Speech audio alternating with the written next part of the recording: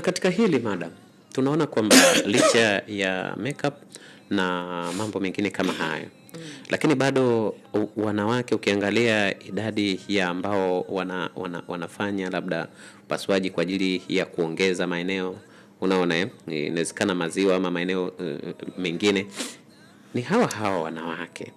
Lakini hasa hili linafanywa kwa ajili ya nani? Wakati mwingine unamkuta huyu anayefanya hivyo hayupo hata kwenye mahusiano. Nini kinachowashinikiza hasa? Yaani ni huko. Unajua sasa hivi mambo yamekuwa wazi. Zamani sisi tulikuwa tunasikia tu fulani anafanya.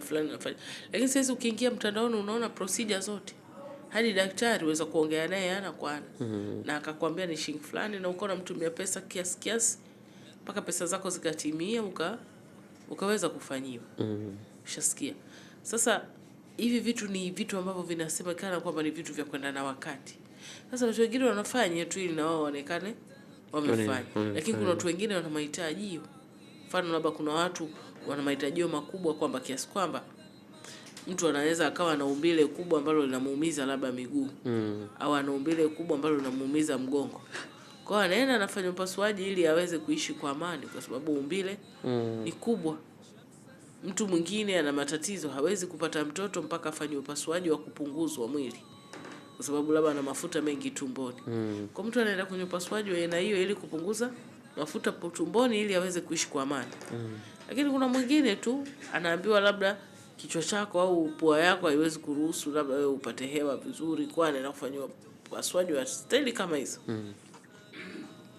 Sasa huu upasuaji kuna wengine wanafanya wa matibabu, kuna wengine wanafanya kufuata mkumbo, kuna wengine wanafanya wa kutokujiamini. Kwamba yeye anaona mimi ili tumbo halinipendezi, nishazaa. Ngoja nitafute jinsi ya kukata ili tumbo na mimi nianze kujisikia kama mtu. Lakini ubaya wa vile vitu wa kufanya kama urembo sio hakuna mahitaji lakini unafanya kama urembo. Yaani kuna addiction fulani. Kila ukitengeneza sehemu unaona sehemu nyingine haiko sawa. Ngoja niitengeneze. Unaweza kutengeneza macho ukakaa wiki 2-3. Mbona hapa kwenye pua kwenye bado hakujanyoka, ukanyosha pua.